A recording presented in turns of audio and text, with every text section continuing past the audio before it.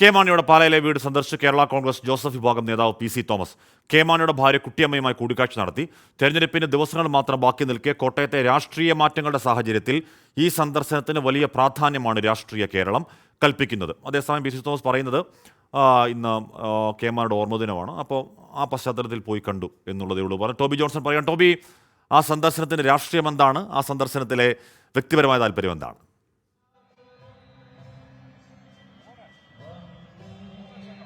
ആഷ്മി, വ്യക്തിപരമായ താല്പര്യം പറയാം. റിലേറ്റീവ്സ് ആണ് ഇവർ തമ്മിൽ, ബന്ധമുണ്ട് പി സി തോമസും കുട്ടിയമ്മയും തമ്മിൽ. അതുകൊണ്ട് തന്നെ കെ എം മാണിയുടെ ചരമദിവസത്തിൽ അവരെ ചെന്ന് കാണേണ്ട ഒരു കടമ തനിക്കുണ്ട്. അതുകൊണ്ട് താൻ പോയി കണ്ടതാണെന്നാണ് പി സി തോമസ് നമ്മൾ വിളിച്ചപ്പോൾ പറഞ്ഞത്. പക്ഷേ അതിനപ്പുറത്തേക്ക് ഒരു രാഷ്ട്രീയ മാനം കൂടി ഇതിനുണ്ട്. അതായത് സജി മഞ്ഞക്കടമ്പിലിന്റെ രാജി, പാർട്ടിയിലെ കേരള കോൺഗ്രസിലെ വലിയ തർക്കത്തിനിടെ ഒടുവിൽ സജി മഞ്ഞക്കടമ്പിൽ എന്ന് പറയുന്ന UDF ജില്ലാ ചെയർമാൻ അല്ലെങ്കിൽ അവരുടെ ജില്ലാ പ്രസിഡന്റ് രാജിവെച്ച് പുറത്തു വന്നതിന്റെ 2 ദിവസം കഴിയുമ്പോഴാണ് പി സി തോമസിന്റെ ഈ സന്ദർശനം എന്നുള്ളതാണ് ഏറെ പ്രാധാന്യം അറിയിക്കുന്ന ഒരു കാര്യം. അതും തെരഞ്ഞെടുപ്പിന്റെ പടിവാതിക്കൽ എത്തി നിൽക്കുകയാണ്. ഇനി ബൂത്തിലേക്ക് എത്താൻ ഏതാനും ദിവസങ്ങളേ ഉള്ളൂ. അപ്പോഴാണ് ഇത്തരത്തിലുള്ള ഒരു സന്ദർശനം. എന്തായാലും എന്നോടൊപ്പം ഇപ്പോൾ കേരള കോൺഗ്രസ് എമ്മിന്റെ ജനറൽ സെക്രട്ടറി, ഓഫീസ് ചാർജുള്ള ജനറൽ സെക്രട്ടറി സ്റ്റീഫൻ ജോർജ് തന്നെ ചേരുന്നുണ്ട്. ഈ ഒരു സന്ദർശനത്തെ എങ്ങനെയാണ് നോക്കിക്കാണുന്നത്? അല്ല, പി സി തോമസ് ഇന്നേ ദിവസം മാണിസാറിന്റെ ഭവനം സന്ദർശിച്ചിട്ടില്ല. പക്ഷേ ഇതിനൊരു രാഷ്ട്രീയ പ്രാധാന്യമുണ്ട്. കാരണം തെരഞ്ഞെടുപ്പ് നടക്കുന്ന സമയമാണല്ലോ. അതായത് ഈ കേരള കോൺഗ്രസ് എമ്മിൽ നിന്നും UDFിലേക്ക് പോയിട്ടുള്ള കുറച്ച് ആളുകൾ അവരെ 2ാം നിരക്കാരായി ഇവിടെ കാണുന്നുള്ളതാണ് അവരുടെ പരാതി. അവർ വളരെ അതൃപ്തരാണ്. അതുകൊണ്ട് പല സംഭവ വികാസങ്ങളും ഈ 26-ാം തീയതി തെരഞ്ഞെടുപ്പിന് മുമ്പ് ഉണ്ടാകുമെന്നാണ് ഞങ്ങൾ പ്രതീക്ഷിക്കുന്നത്.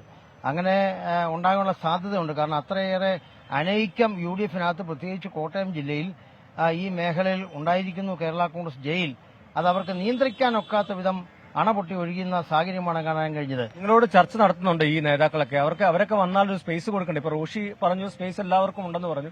അപ്പോൾ ആ ചർച്ചകളൊക്കെ നടക്കുന്നു. അതിപ്പോ നമ്മളെ ഏത് ഭാഗത്തുനിന്ന് ആൾ വന്നാലും നമ്മൾ പാർട്ടി സ്വീകരിക്കും. അതല്ല, അതൊക്കെ വ്യക്തമാക്കേണ്ടത് അവരാണ്. അവരുടെ ആശയങ്ങളും അവരുടെ നിലപാടുകളും വ്യക്തമാക്കിയാൽ അതനുസരിച്ച് നമുക്ക് തീരുമാനം കൈക്കൊള്ളാൻ കഴിയും.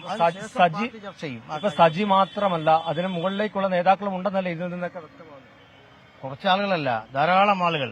അതങ്ങ് 1-2 അറിയപ്പെടുന്ന ആളുകളുടെ പേരിങ്ങനെ പറയുന്നു എന്നല്ലാതെ ജോസഫ് ഗ്രൂപ്പിൽ നിന്നും UDFിൽ നിന്നും താഴെ തട്ടുള്ള നിരവധി ആളുകൾ ഇങ്ങോട്ട് നമ്മുടെ പാർട്ടിയിലേക്കും മുന്നണിയിലേക്കും വരാൻ വേണ്ടിയുള്ള ആലോചനയാണ് നടന്നുകൊണ്ടിരിക്കുന്നത്. ഒരു ചെറിയ കാര്യമായി ഞാൻ കാണുന്നില്ല.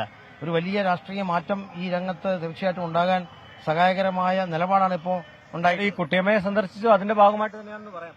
എന്നല്ല, പ്രേം ചേച്ചിയെ സന്ദർശിച്ചത് മാണിസാറിന്റെ ജന്മദിനമാണ്, അതുമായി ബന്ധപ്പെട്ടായിരിക്കാം. പക്ഷേ ഈ ഇലക്ഷൻ സമയമായതുകൊണ്ട് അതിന് വലിയ പ്രാധാന്യമുണ്ട്. ഹാഷ്മിയ, അതാണ് സ്റ്റീഫൻ ജോർജ് തന്നെ നമ്മളോട് വ്യക്തമാക്കിയിരിക്കുന്നത്. ഒരു രാഷ്ട്രീയ സാഹചര്യമായതുകൊണ്ടാണ് അത്തരത്തിലുള്ള അതിനെ അങ്ങനെ നോക്കിക്കാണണമെന്നാണ് അദ്ദേഹം പറയുന്നത്. അതോടൊപ്പം തന്നെ PM മാത്യു കേരള കോൺഗ്രസിനൊപ്പം നിന്ന ആളാണ്. അദ്ദേഹം UDFിന് വേണ്ടി വോട്ട് ചോദിക്കാൻ പോയി.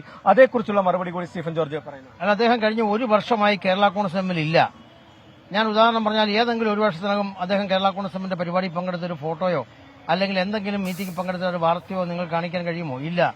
ഇപ്പോ സജി മഞ്ഞക്കടമ്പിനും അങ്ങനെയുള്ള നിരവധി ആളുകൾ UDFിനെ വിട്ടു പോകുന്നു എന്നുള്ളത് കൊണ്ട് ആ ജാള്യത മറയ്ക്കാൻ പാർട്ടിയില്ലാത്ത ചില ആളുകളെ കൊണ്ടെന്ന് തെരഞ്ഞെടുപ്പ് രംഗത്ത് ഇറക്കിയിരിക്കുകയാണ്. സത്യത്തിൽ ഈ പാർട്ടിയുടെ ഒരു ഭാഗമേ അല്ല, ഒന്നുമല്ല, ഒരിക്കലുമല്ല. കഴിഞ്ഞ ഏതെങ്കിലും ഭാരവാഹിത്വം ഉണ്ടോ? ഒരു ഭാരവാഹിത്വം കഴിഞ്ഞ 1 വർഷമായിട്ടില്ല.